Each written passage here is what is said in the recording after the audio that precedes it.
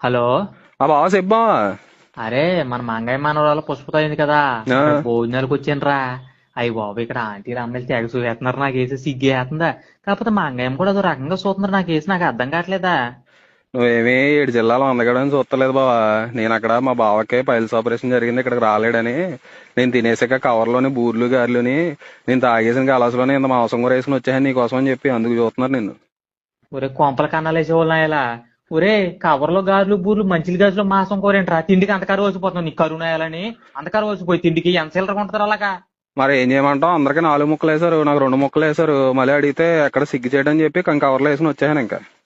నీకు సిగ్గు సేట్ ఉండకూడదు, నాకు సిగ్గు సేట్ వచ్చి నా పేరు వచ్చి నేను సిల్లర చేసి వచ్చి ఊర్లో. ఒరే నీ పుటక ఇంకా జీవితాంతం చెప్పినాక నీ పుటక ఇంతే, నీ పుటక ఇంకా మారదు ఇంకా. నీది ఒరే నీ పుటక నీ చంపేస్తారా, నేను నిన్న బతక నువ్వు ఇంకాను. ఇవన్నీ కాదు కానీ అక్కడ చదివింపులో 5,000 రాయించి తర్వాత ఖాతాలో చూసుకుందాం వచ్చాను, నీ పేరు రాయించి వచ్చేటప్పుడు వచ్చాయి. అయ్యో ఒరే చదివింపుల దగ్గర ఖాతా ఏంట్రా, అసలు అలా ఎలా రాస్తారా.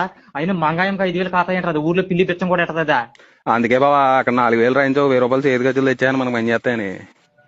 5,000 కూడా మళ్ళీ వాళ్ళ దగ్గర 1,000 రూపాయలు తీసుకున్నావు చూడు. ఒరే నీ పుటకేం పుట్టకరా, ఒరే నిన్ను చంపేసి నీకు జనసేపు అప్పుడు అడగరా, వచ్చేసా ఇంటికి వచ్చా. అలా అంటావేట బాబా, 1,000 రూపాయలు మన సాయంత్రం ముందుకేనే ఆ మాంసం స్టాఫ్ కే పని చేద్దాం, ఈ రోజు కుమ్మేద్దాం వచ్చా అంతే. ఈ బాబు ప్రతిసారి నన్ను ఎదవం చేస్తున్నాడు, ఇందులో కూడా సిట్టింగ్ మాసం కూర అన్నాడు. ఒరే నేను చచ్చిపోతున్నా, బీపీ వచ్చేది బాబు, నేను చచ్చిపోతానమ్మో. ఆరోగ్యం చేత బాబా.